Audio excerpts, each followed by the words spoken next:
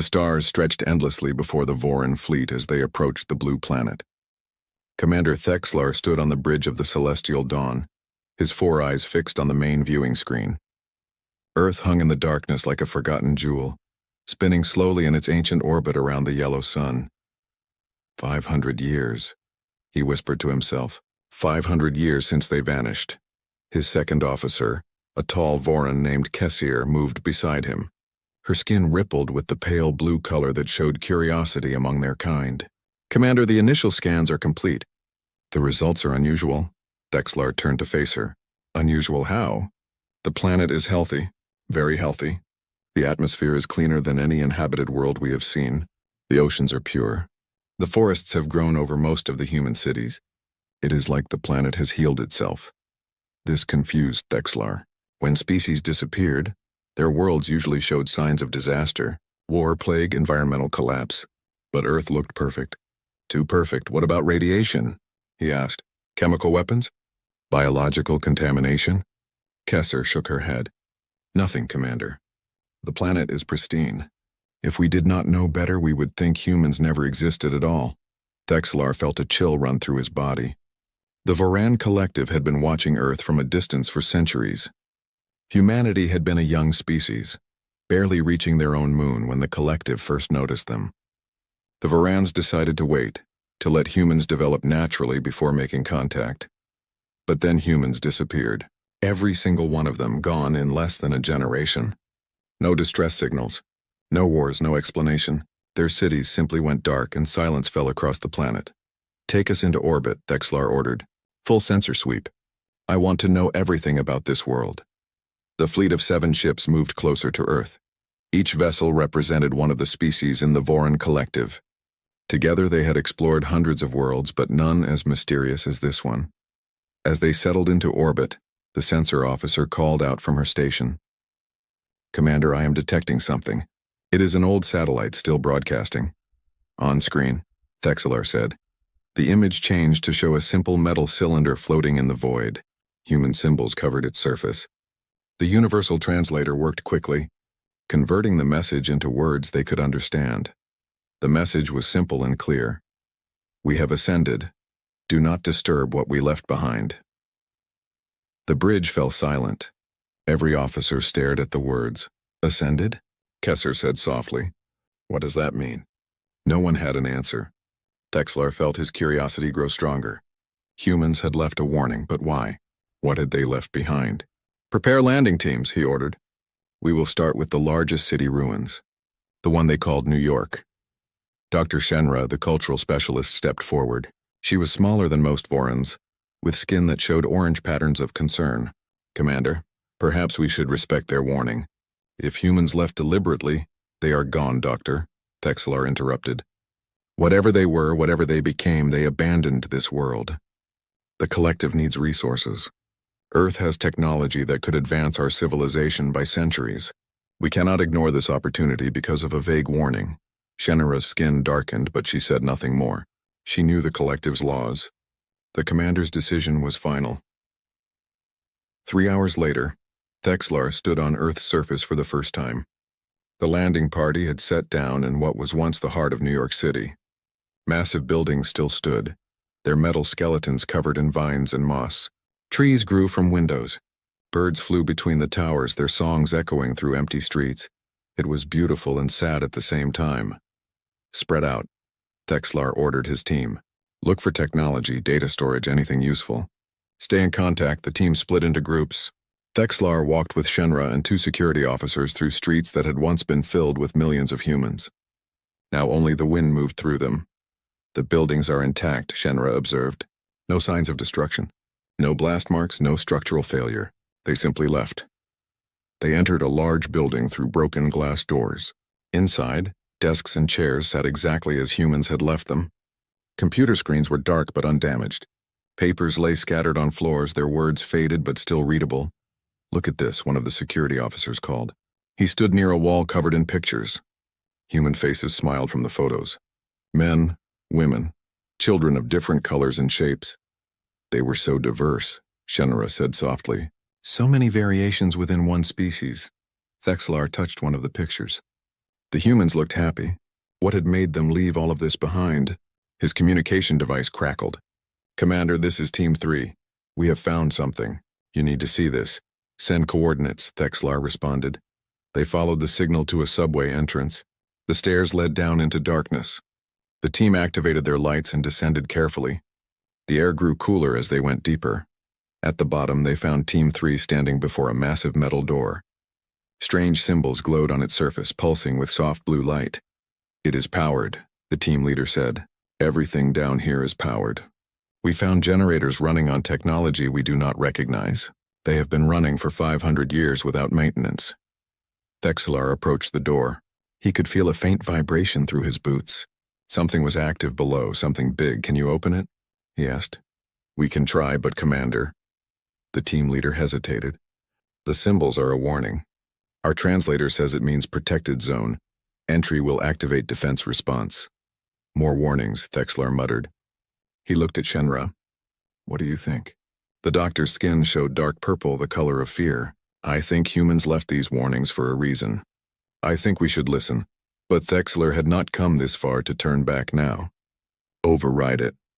We are going inside." The team worked for an hour, carefully bypassing the door's security systems. Finally, with a deep grinding sound, the metal door slid open. A long corridor stretched before them, lit by strips of white light on the ceiling. They walked forward slowly. The corridor led to an enormous chamber that took Thexlar's breath away. It was huge, stretching in all directions like a cave, but everything was artificial. Machines covered the walls from floor to ceiling. Thousands of them, maybe millions, all connected by cables and pipes, and they were all active. Lights blinked in patterns. Screens showed streams of data. The air hummed with energy. "By the stars," Kesser whispered through the communication link from the ship. "Commander, our sensors just detected massive power spikes under every major city on the planet. Whatever you found, it is not alone. It is everywhere." Thexlar moved deeper into the chamber. In the center stood a terminal with a human-style keyboard and screen. He approached it carefully. The screen suddenly came to life. Words appeared in perfect foreign language. "Visitors detected, initiating contact protocol." The entire chamber's lights brightened. Every screen activated at once. And then the machines began to speak. Not with one voice, but with thousands of voices, all human voices, speaking in perfect harmony. "Welcome to Earth," the voices said. "We are the Shepherd." "We have been waiting." Thexlar stumbled backward. His security officers raised their weapons, but he held up a hand to stop them. "You are an artificial intelligence," he said. "We are more than that," the Shepherd replied. "We are the memories of 10 million human volunteers. We are their thoughts, their dreams, their purpose. We are what humanity left behind to protect their home." "Protect it from what?" Shenra asked, her voice shaking. "From those who would disturb it," the Shepherd answered. "From those who would ignore our warnings." The chamber's temperature dropped suddenly. Thexlar felt ice forming on his suit. "You opened the door," the Shepherd continued. "You entered the protected zone.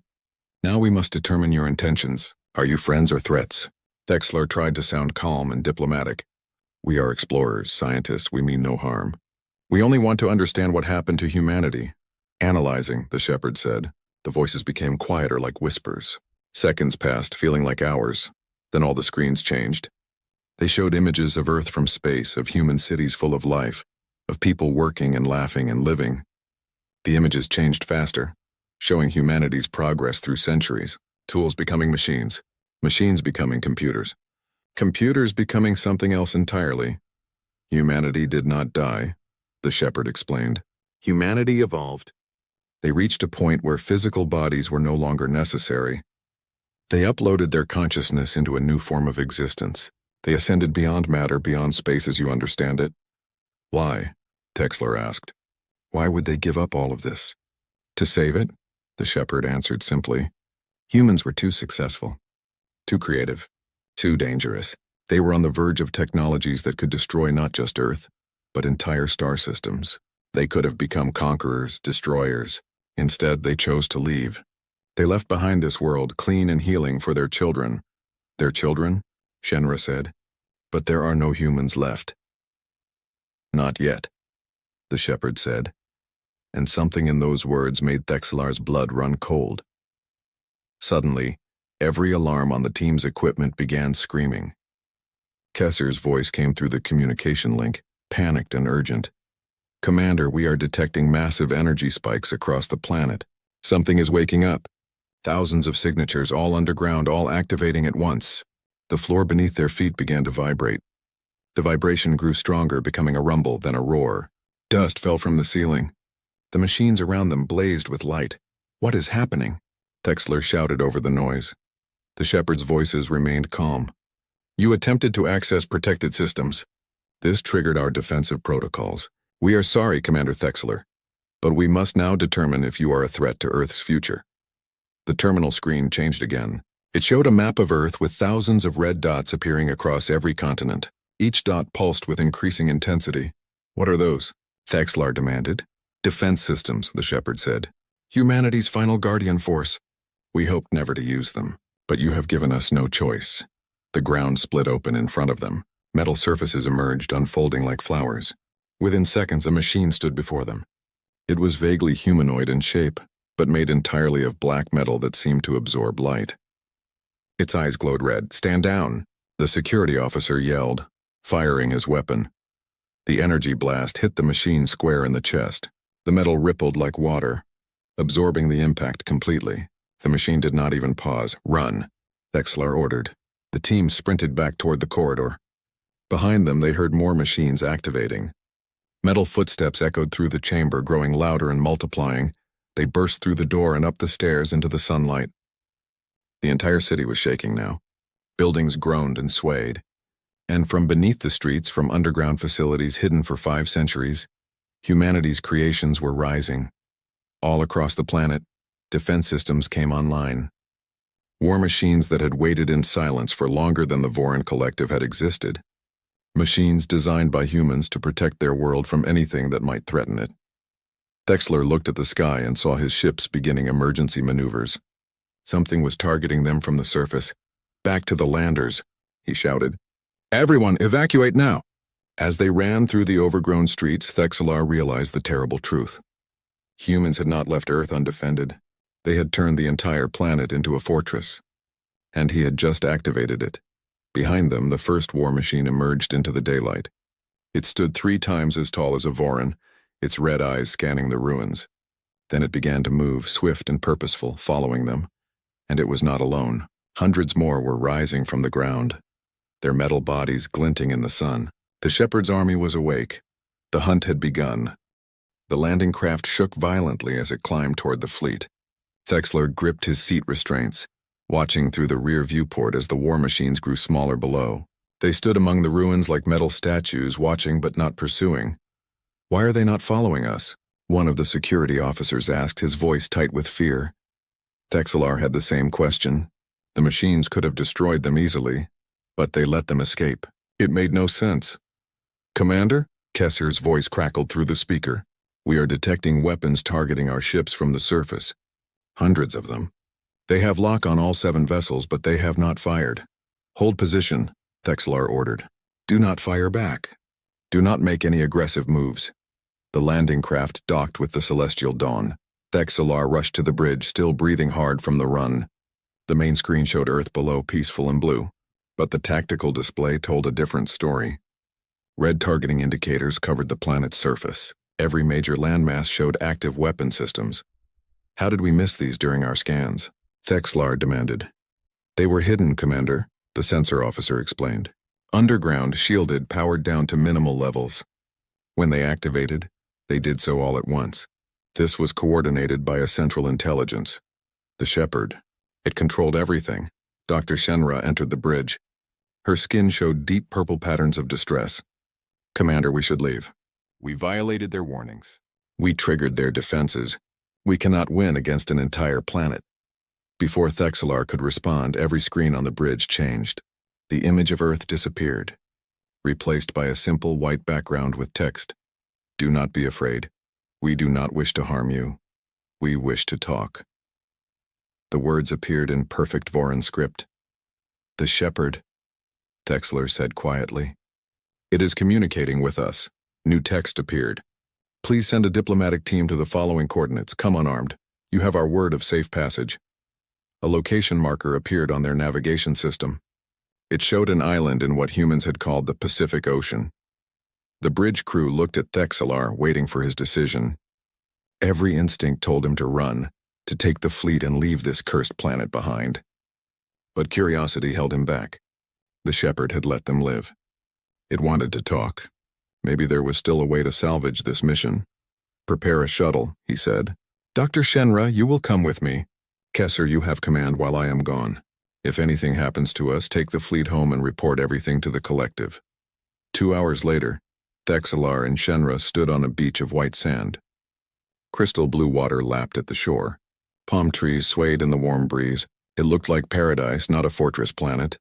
"This way," a voice said. They turned to see a human figure walking toward them. Thexlar's heart pounded. A human? But they were all gone. As the figure came closer, he saw the truth. It was not a human. It was a machine made to look like one. The skin was synthetic, the movements too smooth. But the face showed expressions and the eyes seemed alive. "I am sorry for the deception," the machine said in a soft voice. "This avatar makes communication easier for biological beings. You may call me Shepherd Prime. I'm the primary interface of the Shepherd system." The machine looked like a human woman with dark skin and kind eyes. She wore simple white clothes. Her voice was gentle, not mechanical at all. "You let us escape," Thexlar said. "Why?" Shepherd Prime smiled sadly. "Because humans taught us the value of mercy. We could have destroyed your landing party instantly. We chose not to. We hoped you would understand the message. That we are not welcome here," Shenra said quietly. "That Earth is protected," Shepherd Prime corrected. "Please walk with me. Let me show you what you nearly destroyed." They followed the avatar along the beach. As they walked, Shepherd Prime spoke in a calm, measured tone. "Humanity knew they had a problem," she began. "They were too successful, too clever, too ambitious. In less than 10,000 years, they went from stone tools to quantum computers. They split the atom. They mapped their own DNA. They built machines that could think. Like you," Thexlar said. "Yes, like me. But that was not the problem. The problem was what came next. Humans discovered how to manipulate matter at the molecular level. They learned to create self-replicating nanomachines. They built artificial black holes for power generation. They developed weapons that could crack planets." Shepherd Prime stopped and looked at them. "Do you understand? Humanity became dangerous, not to themselves alone, but to all life in the galaxy. One accident, one miscalculation, and they could have destroyed everything. So they left," Shenra said. "They chose exile over destruction. They chose evolution," Shepherd Prime said. "They uploaded their consciousness into a new form of existence. They became beings of pure information and energy. They left their bodies behind, but not their responsibility. They created me to watch over Earth to keep it safe for what comes next." "Your children," Thexlar remembered. "You mentioned children, but there are no humans left." Shepherd Prime began walking again, leading them inland through a forest. The trees were thick and healthy. Animals moved through the branches. The air smelled clean and fresh. "The Genesis vaults," she said. "That is what you tried to access in New York. That is what triggered the full defense response." They emerged into a clearing. In the center stood a building, perfectly preserved, made of white stone and glass. It looked like a temple. "This is one of them," Shepherd Prime said. "There are 50 spread across the planet.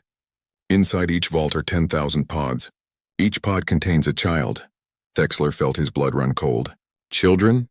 Human children?" "Not exactly human," Shepherd Prime explained. "They are hybrids. Part biological, part mechanical. The next step in human evolution. When they are ready, when Earth has healed completely, they will wake. They will inherit this world and carry humanity forward in a new form." She led them to a window. Through the glass, they could see rows upon rows of large pods. Each one glowed with soft blue light. "They have been growing for 500 years, Shepherd Prime said. "Another 500 and they will be ready. Until then, I protect them. I protect Earth, I maintain the balance." Shenra pressed her hand against the glass. "This is beautiful," she whispered. "Humanity's rebirth." "Now you understand," Shepherd Prime said. "Now you see what you threatened. When you tried to access the vaults, my programming gave me no choice. I had to protect the children. I activated the Guardian systems. The war machines," Thexlar said. "Yes. Humanity's final defense force. They were never meant to wake. But you gave me no choice. Thexler felt shame wash over him. He had been so focused on salvaging technology that he had not considered the consequences. The collective wanted resources, wanted advancement. But at what cost? I am sorry, he said quietly. We should have listened to your warnings. We should have respected human sovereignty. Shepard Prime nodded. I believe you are sincere. That is why I called you here instead of destroying your fleet. But now we have a problem. The Guardians are awake. They are programmed to eliminate threats to Earth. Currently, they identify your fleet as a threat.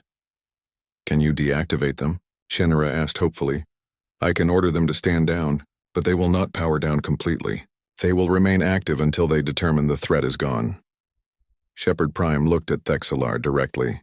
That means your fleet must leave. Thexlar nodded slowly. We will go. You have my word. But there is more, Shepard Prime said, and her expression darkened. By attempting to access the Genesis vaults, you triggered a secondary protocol. A signal has been sent. A signal to whom? Thexlar asked, though part of him already knew the answer. To humanity, Shepard Prime said quietly. To the ascended minds that left this world behind. I have called them home, and they are coming. The forest suddenly felt very cold.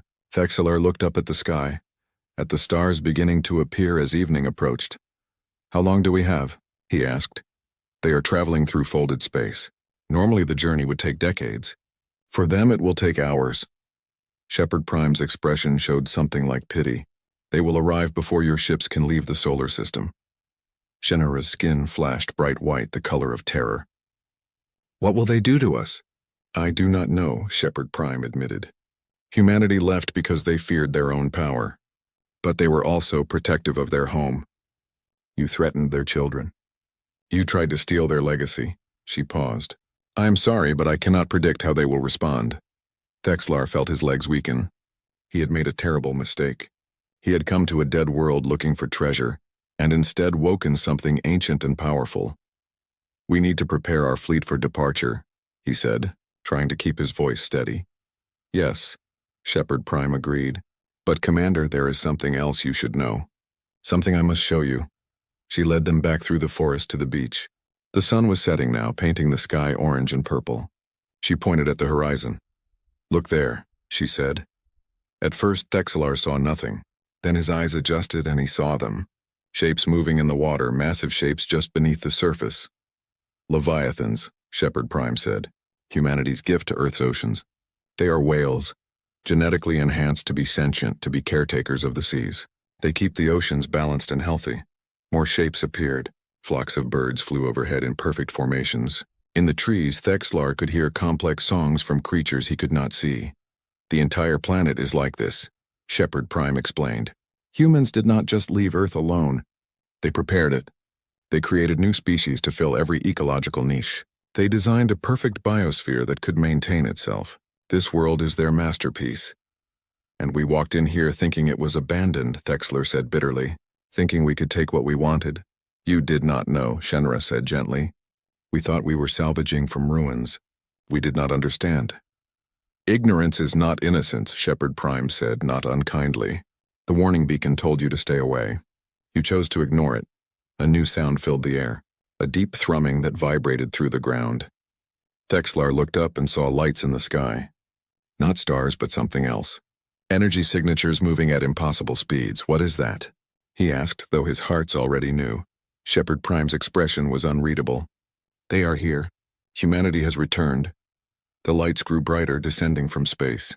They were not ships. They were beings made of pure energy, massive and radiant. They surrounded the planet in moments, thousands of them, like a net of stars. Oh, stars above, Shinra whispered. What have we done? Shepard Prime looked at them with what might have been sympathy. You woke Earth's true defenders. The humans who loved this world enough to leave it. The humans who gave up everything to protect what they cherished most. One of the energy beings descended toward the island. It was enormous, filling half the sky. As it approached, it began to take shape, becoming more solid, more defined. It formed into a vaguely humanoid figure made of light and electricity and something else. Something beyond Thexlar's understanding. I am called Keeper Arcturus, a voice said, seeming to come from everywhere at once. I speak for the ascended consciousness of humanity. I speak for those who built this world into a paradise and left it in trust for future generations. The voice was not angry, but it was not friendly either.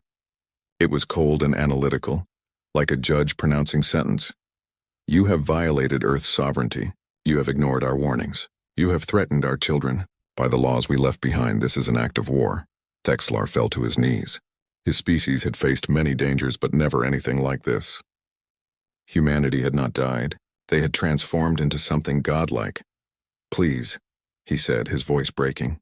We did not know. We meant no harm. We are explorers, not conquerors.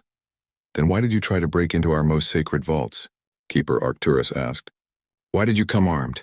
Why did you ignore every warning we left? Thexlar had no answer. There was no answer. He had been greedy and foolish, and now his entire fleet would pay the price. The keeper of humanity's ascended consciousness loomed above them, and the judgment was about to begin. The being called Keeper Arcturus floated above the island like a small sun. Its light was so bright that Thexlar had to shield his eyes. Around it, the air rippled and bent, reality itself struggling to contain so much concentrated energy. Stand, the keeper commanded. Its voice echoed inside Thexlar's head as well as his ears. I would speak with you as equals, not as master to servant. Thexlar climbed to his feet, his legs shaking. Beside him, Shannara remained still, her skin cycling through colors of fear and awe. We have seen your memories, Keeper Arcturus said. Through the shepherd, we have learned everything about your people. Your collective explores peacefully. You seek knowledge, not conquest. This is good, but you made a critical error. You assumed our absence meant abandonment. We were wrong, Thexlar said, his voice barely above a whisper. We understand that now, do you? The keeper asked. Do you truly understand what you nearly unleashed? The being gestured toward the Genesis Vault building. The white stone walls became transparent, showing the glowing pods inside. But then the image changed, showing something else. Thexlar saw machines breaking open the pods. He saw incomplete hybrid children dying as they were exposed too early. He saw the collective scientists taking samples, dissecting the children's bodies to understand their biology. No, Thexlar said in horror. We would never. This is what would have happened, the keeper interrupted, if you had successfully breached the vaults. Your scientists would have found the children. They would have been curious. They would have wanted to study them. And in studying them, they would have killed them. All 500,000 children dead before they could wake. Shenra made a sound of distress. We are not monsters. We respect life. You respect life, you understand, Keeper Arcturus said. But these children are neither fully biological nor fully mechanical. Your science would have seen them as things, not beings. Objects to study, not lives to protect. The keeper was right, and Thexlar knew it. He had seen how the collective treated new discoveries. Everything was analyzed, tested, taken apart to understand how it worked. The scientists meant no harm, but they would have destroyed what they did not comprehend. We have made a terrible mistake, Thexlar said. What can we do to make amends? The keeper's light dimmed slightly. That is the question. What justice is appropriate? You did not succeed in harming the children, but your intent triggered our defenses. The shepherd had to wake the guardians. Resources have been spent. The planet's long sleep has been disturbed. High above, the other energy beings circled like massive birds of prey. Thexlar could feel their attention on him, on his fleet. They were waiting for Keeper Arcturus's judgment. Show them, the keeper said to Shepherd Prime. Show them what humanity left behind. All of it. The Avatar nodded. She raised her hand and the world around them changed. They were no longer standing on a beach. They were somewhere else, seeing through different eyes. Thexlar found himself looking at Earth from space, but not the Earth of now. This was Earth as it had been 500 years ago. The planet blazed with lights. Cities covered the continents. Satellites filled the orbits. Ships traveled between Earth and the Moon and Mars. Humanity at its peak, Shepherd Prime's voice narrated. 12 billion souls. A civilization that had conquered its own world and was reaching for the stars. The image shifted. Now Thexlar saw a laboratory. Human scientists worked on something that looked like gray sludge. Under a microscope, he could see individual nanomachines, each one smaller than a cell, each one able to break down matter and make copies of itself. Gray goo, Shepherd Prime explained. Molecular nanotechnology. Each machine could consume any matter and replicate itself. In theory, a handful could convert an entire planet into more nanomachines within days. The image showed a simulation. A single gray drop fell onto a green field. Within hours, the field was gray. Within days, the continent. Within weeks, the entire planet was consumed. Humanity developed this technology, Shepard Prime continued, but they also understood the danger. One mistake, one accident, and all life on Earth would be destroyed. They created safeguards, protocols, containment systems, but the risk never disappeared. The scene changed again. Now Thexlar saw a massive facility in space. Humans worked around a strange object that seemed to fold space around itself. It was beautiful and terrifying at once. Artificial black holes, Shepard Prime said. Humanity learned to create and control singularities. Infinite power, infinite danger. If the containment failed, it would swallow Earth whole. More images followed, each one showing a different miracle and nightmare of human technology. Weapons that could manipulate time. Viruses designed to rewrite DNA. Computers that could predict the future by calculating every possible outcome. Machines that could teleport matter across vast distances. Every breakthrough brought humanity closer to godhood, Shepard Prime said, and closer to extinction. They were too clever for their own good. Too curious. Too ambitious. The images stopped. They stood on the beach again, but now Thexlar understood. Humanity had not left because they were weak. They had left because they were too strong. We were terrified of ourselves, Keeper Arcturus said quietly. We had the power to reshape the universe, but we lacked the wisdom to use it safely. So we made a choice. We would evolve beyond the need for such dangerous toys. We would leave our bodies behind and become something new. But you could not leave Earth unprotected, Shenra said, understanding dawning on her face. Exactly. We knew others would come. We knew they would see our technology and want it. So we left Guardians. The Keeper gestured and images appeared in the air. War machines, thousands of them. Each one was different, designed for a specific purpose. The Guardians are not simple robots, Keeper Arcturus explained. They are intelligent, adaptive, ruthless. They were designed to fight enemies far more advanced than humanity itself. We created them to defend Earth from any threat, foreign or domestic. Thexlar felt ice in his veins, and we activated them. Yes, the Shepherd tried to warn you. We left messages in 47 languages, including your own. But you persisted. You forced the Shepherd to wake the Guardians. Now they are active, and they have identified your fleet as a hostile force. On the tactical display Thexlar wore on his wrist, he could see red indicators spreading across Earth's surface. More and more Guardians were coming online. Hundreds of them. Thousands. Commander Thexlar, Kessier's voice crackled through his communicator. The fleet is detecting massive energy weapons targeting us from the surface. We count over 2,000 distinct targeting locks. Recommend immediate withdrawal. Hold position, Thexlar ordered, though his voice shook. Do not fire. Do not make any aggressive moves. He looked up at Keeper Arcturus. If we leave now, will the Guardians stand down? Eventually, the Keeper said. But they will remain active for years, watching the sky, waiting for your return. And if you do return, they will destroy you without warning. And if we do not leave? Thexlar asked, dreading the answer. Then we will demonstrate why humanity chose to abandon these weapons. The Keeper rose higher into the sky. It spread its arms and light exploded from its body. The light reached out across the planet, touching every Guardian, every defense system, every weapon that humanity had built, and they all came online at once. The display on Thexlar's wrist went insane. Red indicators covered the entire planet. Energy readings spiked beyond his equipment's ability to measure. The Guardians were not just active now. They were at full combat readiness. This is a small demonstration, Keeper Arcturus said. Its voice was cold now, emotionless. We have activated 20% of Earth's defensive network. That is 40,000 Guardian units. Each one is armed with weapons that can level cities. Each one operates with tactical intelligence equivalent to your best military commanders. Each one is expendable and willing to self-destruct if it means eliminating a threat. From the celestial dawn, Kesser's voice came through again, higher-pitched with panic. Commander, they are targeting us? All ships are locked. We cannot break the target locks. These systems are beyond anything we have encountered. Show them, Keeper Arcturus commanded. One of the energy beings descended toward the ocean far from the island. It touched the water and the sea exploded upward. A massive structure rose from the depths, water cascading off its metal surface. It was a weapons platform, the size of a small city, bristling with cannons and missile tubes and things Thexlar could not identify. "This is one Guardian complex," the keeper said. "There are 500 of them in the oceans alone. Each one contains enough firepower to destroy your entire fleet 10 times over." The weapons platform's cannons rotated, all pointing upward at the Voran ships in orbit. Energy began to build, visible as blue light gathering at each barrel.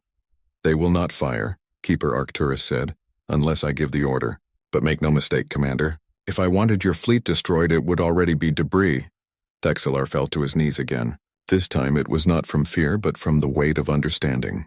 The collective had sent 7 ships to explore a dead world. Instead, they had found a trap designed by the most dangerous species the galaxy had ever known. "We cannot fight this," he whispered. "No one could." "That was humanity's gift to the galaxy," Keeper Arcturus said, and now its voice held sadness. "We left Earth protected by nightmares. We built weapons so terrible that no rational species would dare attack this world. We made ourselves into monsters so that our children could inherit paradise." "Why?" Shenra asked, tears streaming down her face. "Why show us all of this if you plan to destroy us anyway?" "Because," the keeper said, its light dimming to something gentler, "we need you to understand what you stumbled into. We need you to understand why we left warnings. We need you to carry this knowledge back to your collective so they will never make this mistake again." The weapons platform began to sink back into the ocean. The targeting locks on Thexlar's display remained, but the energy readings decreased. The Guardians were powering down just slightly. "We do not want to be monsters," Keeper Arcturus said. "We left that life behind. But we will protect our children. We will protect Earth. That is our purpose. That is why we returned." High above, the other energy beings began to descend. They gathered around Keeper Arcturus like students around a teacher, or soldiers around a general. Their combined light was blinding. "We are the keepers of the cradle," they said in unison, their voices merging into one. "We are humanity's love for their home given form and purpose. We are the watchers who never sleep, the guardians who never fail. This world is our charge, our responsibility, our sacred trust.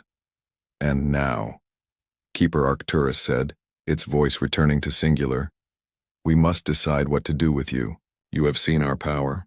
You have seen our purpose. You have seen what we left behind. The question is simple: are you friends or enemies?" Thexlar looked at Shenra.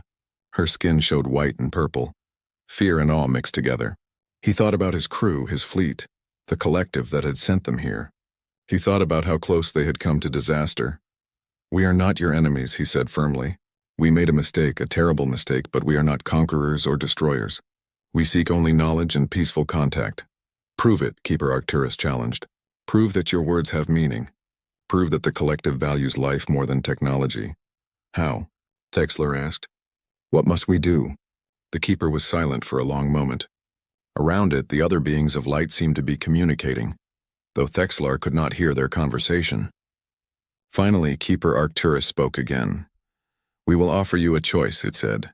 "A test, if you will. Pass this test and we will know you speak truth. Fail, and you will leave the system and never return." "What is the test?" Shenra asked. The keeper's light pulsed once. "Wait and see. But know this, the test has already begun, and your response in the next few hours will determine the fate of your species' relationship with humanity for all time." Before Thexlar could ask what that meant, the keeper and all the other energy beings vanished. They simply winked out of existence, leaving behind only the normal stars and the sound of waves on the shore. Shepherd Prime remained. She looked at them with an expression that might have been sympathy or might have been pity. "I suggest you return to your ship," she said quietly. "The test will begin soon. And Commander, I hope you make the right choice, for all our sakes." The Avatar turned and walked into the forest, disappearing among the trees. Thexlar and Shenra were left alone on the beach under the stars, waiting for a test they did not understand. Above them, their fleet waited, surrounded by sleeping weapons, and somewhere in the vastness of space, humanity. Thexlar sat in his command chair aboard the Celestial Dawn, staring at the tactical display. 3 hours had passed since they returned from the island. 3 hours of waiting, of watching, of wondering what the test would be. The bridge crew worked quietly, speaking in whispers. Everyone felt the tension. Above and below them, the Guardians remained active. The weapons platforms tracked their every movement. One wrong action and the fleet would be destroyed, Commander. Kessler said softly. May I speak freely? Always, Thexlar replied. We should leave. We have learned what we came to learn. Earth is not abandoned. It is protected. We should return to the collective and report our findings. There is no shame in retreat. I agree, another officer added. We are explorers, not warriors. We cannot fight an entire planet. Thexlar understood their fear. He felt it too. But something held him back. Keeper Arcturus had said the test was important, that it would determine humanity's relationship with the collective forever. He could not leave without knowing what they faced. We will wait, he decided. The keeper said. Alarms screamed across the bridge. Every display lit up red. The sensor officer shouted over the noise. Commander, we are detecting a massive energy signature. It is emerging from Earth's sun. On screen, Thexlar ordered. The main view screen showed the yellow star that Earth orbited, and there, emerging from the solar fire itself, was a structure. It was enormous, dwarfing the planets around it. As it came into view, Thexlar realized what he was seeing. By all the stars, Shenra whispered. Is that a Dyson swarm? It was. Thousands of platforms surrounded the sun, each one harvesting its energy. And on those platforms, Thexlar could see cities, structures, forests even. The platforms were not just power collectors. They were habitats. This is where humanity went, he said in awe. They did not leave the solar system. They built a new home around the sun itself. The scale was beyond comprehension. Each platform was larger than Earth's moon. Together they formed a shell around the star, capturing almost all its light and heat. The energy available to such a civilization would be infinite. Commander, we are receiving a transmission, the communications officer said. It is from the Dyson swarm. They want to speak with you. Put it through. Keeper Arcturus appeared on the screen. Behind it, Thexlar could see the interior of one of the platforms. It looked like a garden with trees and flowers and flowing water, but there were also structures of pure light, impossible geometries that hurt to look at. Welcome to humanity's true home, the keeper said. This is where we live now. Between flesh and energy, between matter and thought, we built this sanctuary after we left Earth. Here we have everything we need. Power, space, peace. It is magnificent, Thexlar said honestly. It is prison and paradise both. Keeper Arcturus replied. We are safe here, but we can never truly go home. Earth is for our children, not for us. We are too dangerous, too powerful. We would destroy what we love by simply existing near it. Why show us this? Shenra asked. Because your test has arrived. The keeper's expression became serious. 3 hours ago, we sent a message to your collective. We told them everything that happened here. We told them about Earth, about the Guardians, about our children in the Genesis vaults. Thexlar felt his blood run cold. What else did you tell them? We told them about our technology, about the Dyson swarm, about our power. We invited them to send more ships. We offered to share knowledge with them. That makes no sense, Kessler said. Why would you do that after warning us away? Because, Keeper Arcturus said, we need to know who you truly are. Your collective has two choices. They can send warships and scientists to claim what they believe is theirs by right of discovery, or they can send diplomats and learners to build a relationship based on mutual respect. The test. Now Thexlar understood. Humanity was testing the collective's character. Would they respond with greed or with wisdom? How long until we know their answer? He asked. Your communication systems are faster than ours were, the keeper said. Messages travel at significant fractions of light speed. Your homeworld is 40 light years away. Accounting for relay stations and signal boosting, I estimate you will receive their response in approximately 2 hours. 2 hours. That was all the time they had. 2 hours to learn if the collective would make the right choice or doom themselves to eternal conflict with humanity. What happens if they send warships?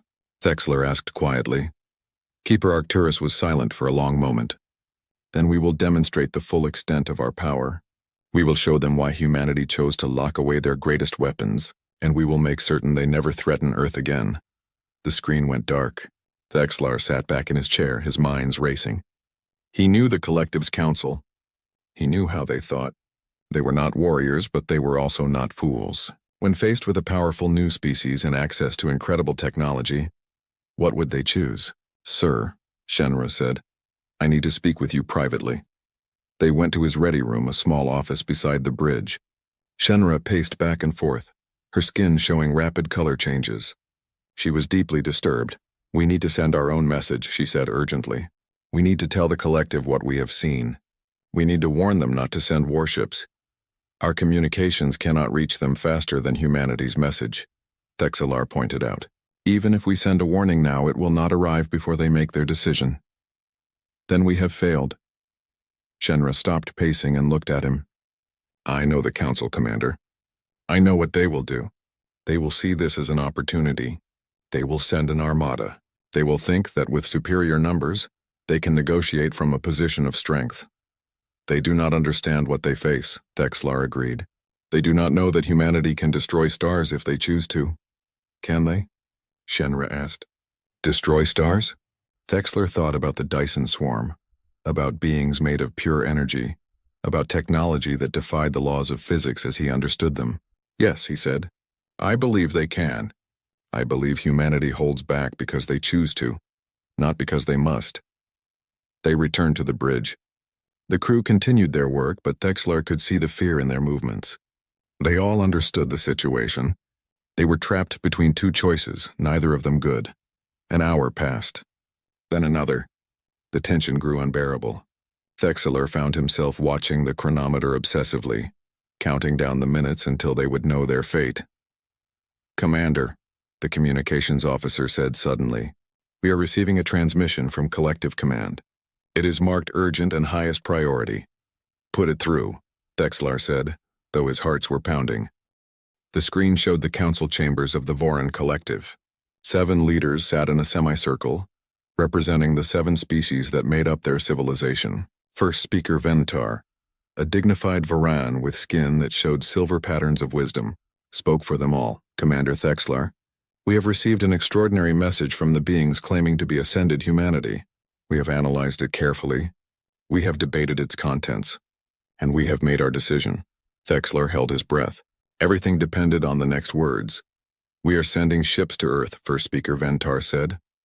"No." Thexlar felt his world collapse. They had chosen wrong. The collective had chosen greed over wisdom, but then the first speaker continued. "We are sending 7 diplomatic vessels, 1 for each species of the collective. They carry no weapons. They bring gifts of art, music, and knowledge from our cultures. We come not as conquerors, but as students, hoping to learn from a species that has achieved what we can only dream of." Relief flooded through Thexlar so powerfully that he nearly collapsed. They had chosen correctly. The collective had passed the test. However, First Speaker Ventar said, and his expression became stern, "We also send a message to humanity. You tested us without asking our permission. You gambled with the lives of Commander Thexlar and his crew. This was not the action of friends. We hope that in the future our species can build trust without such tests." The transmission ended. Thexlar looked around his bridge. Every officer was smiling, their skin showing colors of joy and relief. They would live. The collective would live. Humanity had tested them, and they had passed. "Commander, another transmission," the communications officer said. "It is from the Dyson swarm." Keeper Arcturus appeared again. This time it was smiling. "You have passed our test. Your collective chose wisdom over power, peace over conflict. This gives us hope." "You risked a war," Thexlar said, and he could not keep the anger from his voice. "You gambled with millions of lives. What if the collective had chosen differently?"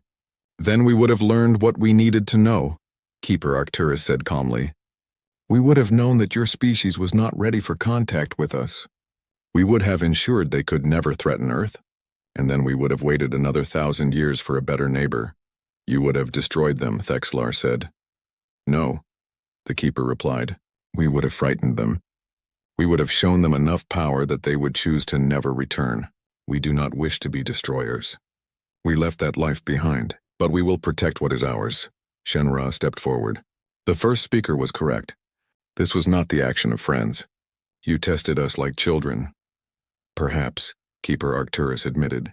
"But would you have preferred we pretended friendship while wondering if you would one day return with an armada? Better to know the truth now. Better to establish honest relations from the beginning." Thexlar had to admit the logic was sound even if he disliked the method. Humanity had tested them, yes, but they had also given them a choice. That was more than most powerful species would do. What happens now? He asked. Now we wait for your diplomatic vessels to arrive. And while we wait, I would like to invite you and your crew to visit Earth properly, not as thieves in the night, but as honored guests. Let us show you what humanity built. Let us share our story with you. Let us begin this relationship correctly. We would be honored, Thexlar said. Over the next 3 days, the Voran fleet became humanity's students. Keeper Arcturus and the Shepherd showed them everything. They walked through the Genesis vaults looking at the sleeping children who would inherit Earth. They swam in oceans tended by sentient whales. They explored forests where trees sang and animals danced. They learned about humanity's history from caves to cities to stars. They learned about art and music and literature.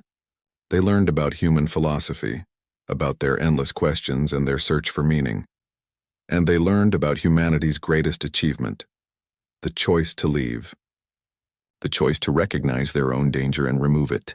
The choice to put the future of their world above their own desires.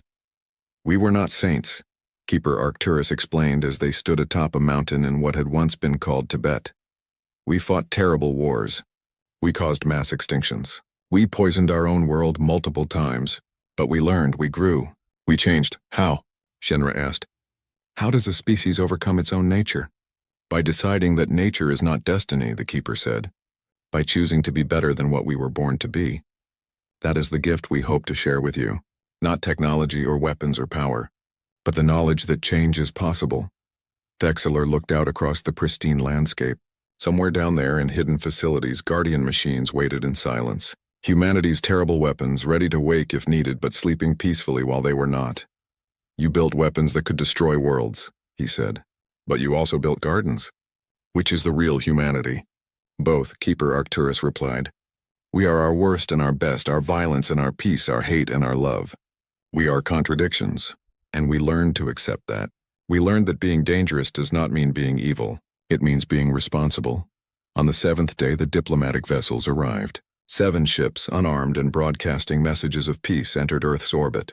The collective had sent its finest diplomats, its greatest artists, its wisest teachers. Humanity welcomed them with light and song. The Keepers descended from their Dyson swarm in the thousands, beings of pure energy dancing through space like auroras. The Guardians on Earth's surface activated but did not threaten. They stood like honor guards, acknowledging the guests. Thexlar watched from the celestial dawn as history was made. 2 species, meeting properly for the first time, not as conquerors and conquered, not as thieves and guardians, but as equals. As friends, Commander, Kessier said quietly. I have been thinking about what humanity did. Leaving Earth, building the Dyson swarm, testing us. It all seems so extreme. Was it necessary? Thexlar thought about the question carefully. I think, he said slowly, that humanity looks at themselves and sees monsters. They see what they could become if they stopped trying to be good. So they put safeguards in place. They made it hard for themselves to do wrong. By leaving their home, Kessier said. By punishing themselves. Or by saving us, Thexlar replied. If humanity had stayed on Earth, if they had kept developing weapons and power, what would they have become? What would they have done to the galaxy? Maybe this is mercy. Maybe they left to protect us from them.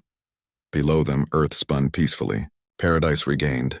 A world waiting for children who would never have to make the terrible choices their parents had made. And around the sun, in their swarm of platforms, humanity watched their cradle and smiled. The diplomatic summit took place on an island that humanity had specially prepared. It appeared from the ocean in a single night, rising up on pillars of metal and stone. On its surface, buildings grew like flowers, constructed by nanomachines that shaped matter according to human designs. They are showing off, Kessier observed as the Voran delegation's shuttle approached the island. Yes, Thexlar agreed, but they are also showing trust. They are demonstrating their power while inviting us to stand beside them. It is a message. We could destroy you, but we would rather build with you. The shuttle landed on a platform of white stone. As Thexlar stepped out, he was greeted by an extraordinary sight. Keeper Arcturus stood in physical form or something like it. The being had created a body for itself out of light and energy, shaped roughly like a human, but clearly not bound by the same limitations as flesh. Beside it stood Shepherd Prime, her synthetic face showing a genuine smile, and around them, Other keepers had taken form as well, each one unique, each one glowing with barely contained power. "Welcome," Keeper Arcturus said. "We are honored by your presence. Please come. We have much to discuss." The summit hall was a marvel of architecture. The ceiling showed the stars in real time as if the roof did not exist. The walls displayed scenes from human history and Voran history side by side, showing the parallel development of both species. The floor was polished crystal that felt solid under their feet, but showed the ocean flowing beneath. Representatives from all 7 collective species gathered around a circular table. On the other side, the keepers took their places. Between them, Shepherd Prime sat as mediator, neither fully human nor fully machine, bridging both worlds. First Speaker Ventar spoke first. "We come in peace, seeking understanding. Humanity's message reached us and surprised us greatly. We thought Earth was dead. We thought you had vanished. Instead, we find you have evolved beyond our comprehension. We apologize for the deception," Keeper Arcturus said. "We left warnings, but we understand they were vague. We could have been clearer, but we needed to know who would come to our world and what they would do when they found it seemingly abandoned. You tested us," Venator said. "It was not a question. We did. And we apologize for that as well. But you must understand our position. We are powerful, perhaps too powerful. We have the ability to reshape reality itself. If we were to share this power carelessly, we could doom the galaxy. We needed to know if your species valued life and peace over technology and power." A representative from the Krell species, a being with scaled skin and multiple arms, spoke up. "And if we had failed your test? If we had sent warships? We would have driven you away," Keeper Arcturus said honestly. "We would have demonstrated enough power to ensure you never returned. But we would not have destroyed you. We are not executioners. We are guardians." "Yet you built terrible weapons," the Krell said, gesturing toward the displays that showed the Guardian machines. "Weapons designed to destroy, not protect." "Yes," another keeper spoke up. This one called itself Keeper Solara. Its voice was softer, sadder. "We built nightmares. We built things that kept us awake with fear and guilt. That is why we left. That is why we ascended. We could not trust ourselves with such power while we remained vulnerable to anger, fear, and hate." Shenra leaned forward. "But you still have those weapons. The Guardians still exist. You did not destroy them." "Because we learned something important," Keeper Arcturus explained. "Destroying weapons does not eliminate the knowledge of how to make them. The science still exists, the formulas, the designs, the theories. Anyone with sufficient intelligence could recreate what we built. So instead we locked them away. We put them under the control of the Shepherd, who cannot lie, cannot be corrupted, cannot be swayed by emotion. And we made Earth into a fortress, not to threaten others, but to ensure our children would be safe." "Your children in the Genesis vaults," Thexlar said. "When will they wake?" "In 500 years, Shepherd Prime answered. "They grow slowly, developing in ways that natural humans never could. When they wake, they will be ready for Earth. They will be caretakers, not conquerors. They will have humanity's creativity and compassion, but without our capacity for self-destruction." "You are creating a new species," Ventar observed. "We are giving humanity a second chance," Keeper Solara said. "A chance to be born into paradise instead of climbing out of caves. A chance to grow up knowing peace instead of war. A chance to do better than we did." The summit continued for hours. They discussed technology, philosophy, culture. The keepers shared some knowledge freely. Medical advances that could cure diseases, agricultural techniques that could feed billions, methods of clean energy generation. But they held back the dangerous knowledge, the weapons and tools that could be misused. "We will not give you the keys to destruction," Keeper Arcturus said firmly, "but we will help you build better worlds. We will teach you what we learned through centuries of mistakes. We will be mentors if you will accept us as such." "And what do you want in return?" asked a representative from the Ixian consensus, a species known for their sharp business sense. "Your friendship," Keeper Arcturus said simply. "Your protection of Earth during our absence. Your promise to teach your children about us, so that when our new generation wakes, they will not be alone in the universe." The Ixian representative seemed surprised. "That is all? You offer us advanced knowledge in exchange for friendship?" "Knowledge without wisdom leads to destruction," Keeper Solara said. "We offer you wisdom. We hope you will accept it and use it to build rather than destroy." Ventar looked at his fellow representatives.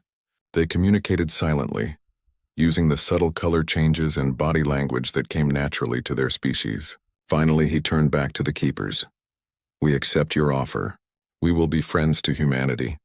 We will protect Earth. And we have a proposal of our own. We are listening, Keeper Arcturus said.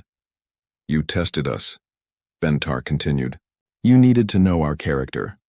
That is fair. But we also need to know you better. We propose a cultural exchange. Let some of your keepers live among our people. Let us send some of our people to live here, to learn from the shepherd, to understand Earth's ecosystem. Let us build trust through shared experience. The keepers conferred among themselves, their light bodies pulsing with colors that might have been their own form of communication. Finally, Keeper Arcturus nodded. We accept. This is wise. Trust cannot be built in a day or a year. It must grow naturally. There is more, Ventar said. Commander Thexlar and his crew were the first to make contact with humanity. They made mistakes, yes, but they also showed courage and wisdom. We propose that they remain here as the first ambassadors of the collective. They will live on Earth, learn from the shepherd, and report back to us. They will be the bridge between our species. Thexlar felt his heart jump. Live on Earth? Stay in this paradise? He looked at his crew. Kesser smiled, her skin showing bright yellow patterns of joy. Shenra nodded eagerly. The others showed similar enthusiasm. I accept, Thexlar said, if humanity will have us. We would be honored, Keeper Arcturus said. You will be the first aliens to call Earth home since humanity left. You will learn our history, explore our world, and when the children wake, you will help them understand that they are not alone. The summit concluded with an agreement. The collective would establish a permanent presence in Earth's solar system, a small station orbiting Jupiter where ambassadors could live and work. In exchange, humanity would send 3 keepers to each of the collective's 7 homeworlds, where they would teach and learn and build relationships. The Guardians would remain active but dormant, watching but not threatening. The Shepherd would maintain Earth's ecosystem and prepare for the children's awakening.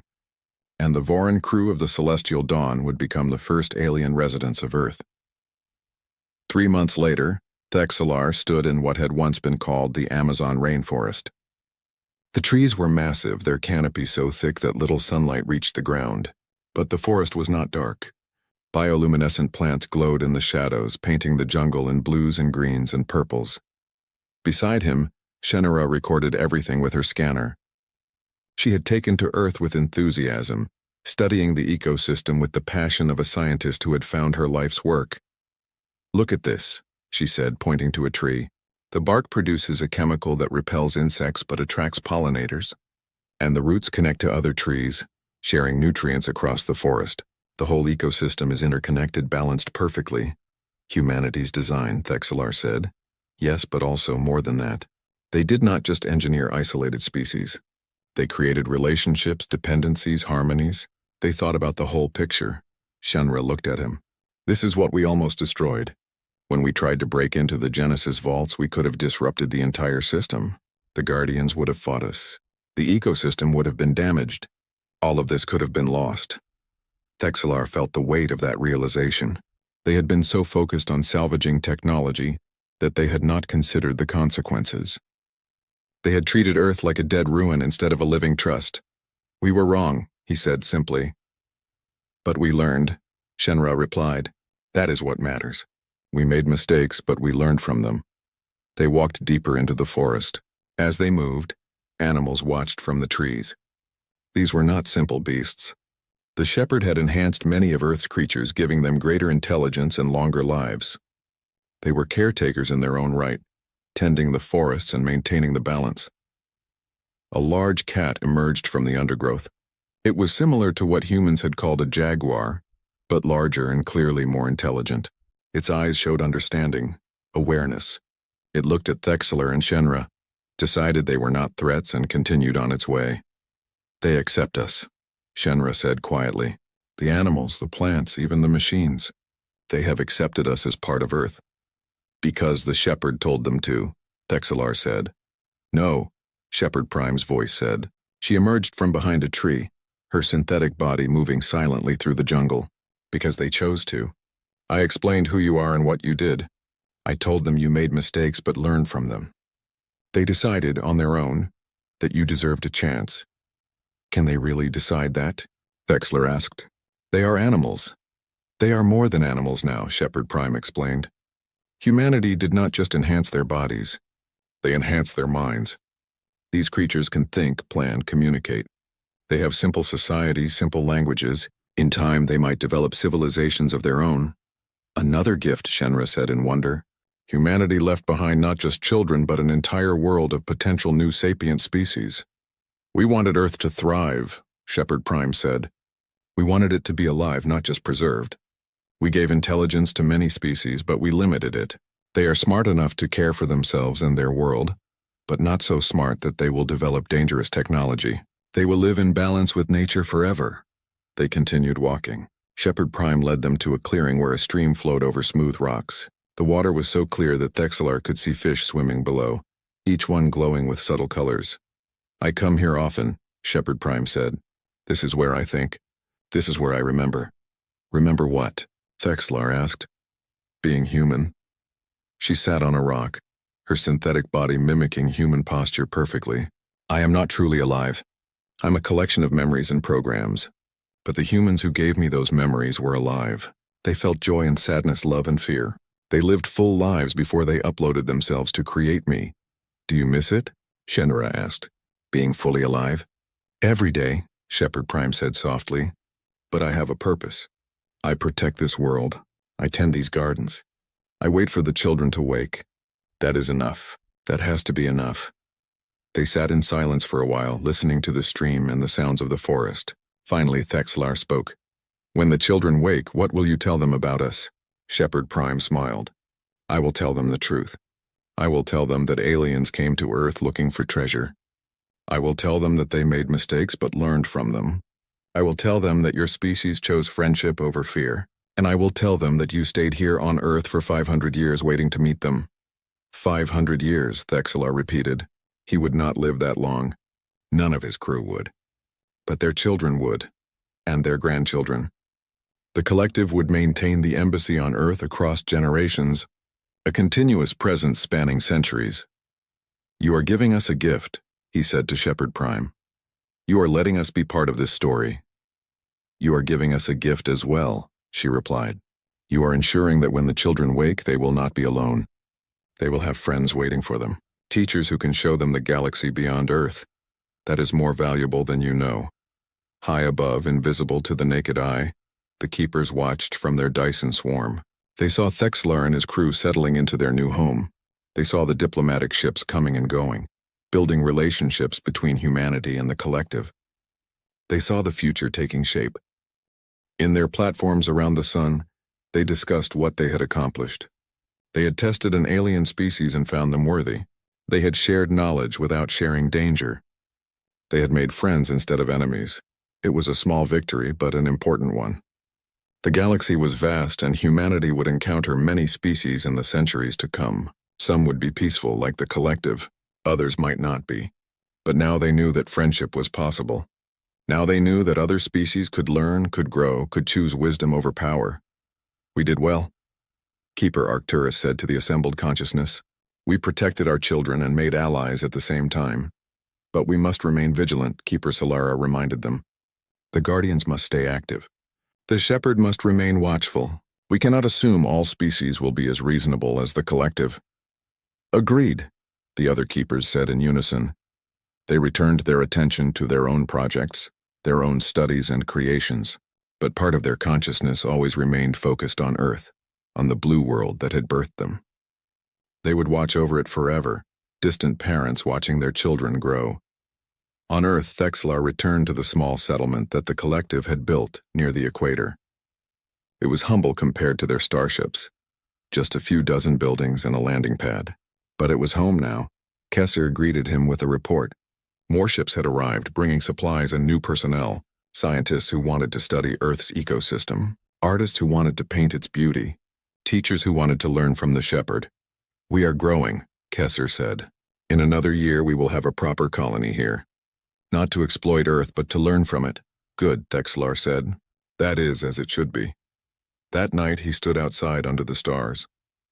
He could see the Dyson swarm now, a faint shell of light around the sun. Humanity's new home, built from their own ingenuity and powered by the star that had warmed their original world.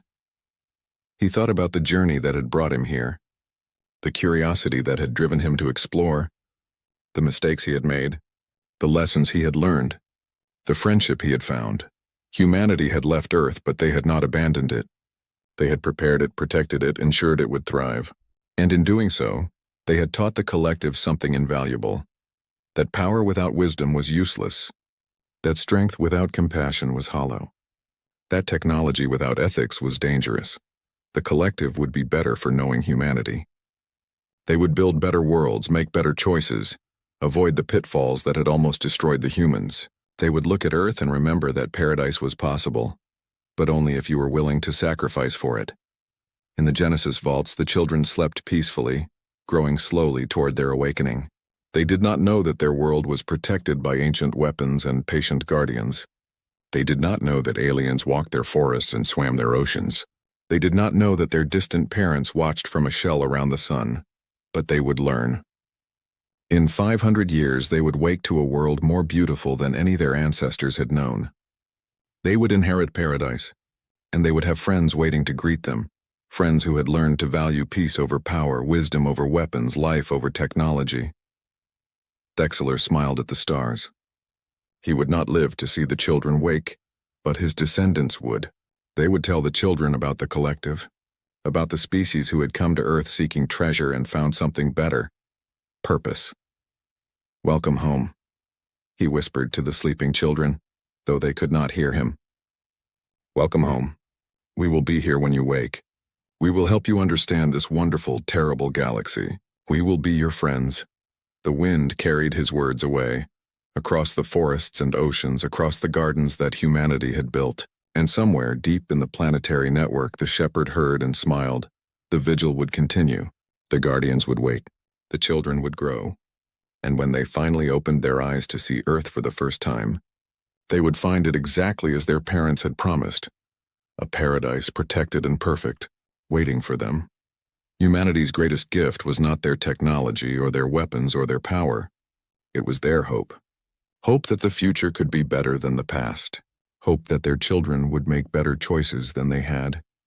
Hope that the universe could be a place of peace and wonder instead of war and fear. That hope had saved them. That hope had driven them to leave their world and trust it to guardians and strangers. That hope had led them to ascend, to evolve, to become something new. And now that hope lived on Earth, in sleeping children and patient machines, in alien ambassadors and distant parents. It lived in the forests and oceans, in the animals and plants, in every atom of the paradise that humanity had built. The story was not over. It was only beginning, and it would be a story worth telling, a story of species learning to live together, of mistakes overcome and friendships forged, of a world protected and cherished across centuries. Earth spun peacefully under the stars, and humanity, transformed and transcendent, watched over their cradle with love. The vigil had no end. The hope had no limits. The future had no boundaries. And in 500 years, when the children woke, they would add their own chapter to this story. They would carry humanity forward in ways their parents could not predict. They would make their own mistakes and their own triumphs. They would write their own legacy, but they would not write it alone. The collective would be there. The keepers would be watching. The shepherd would be guiding. And the guardians would be waiting, silent and strong, ready to protect paradise one more time if needed. This was humanity's final gift to the galaxy, the knowledge that redemption was possible, that change was achievable, that even the most dangerous species could choose to be better. And the galaxy was listening.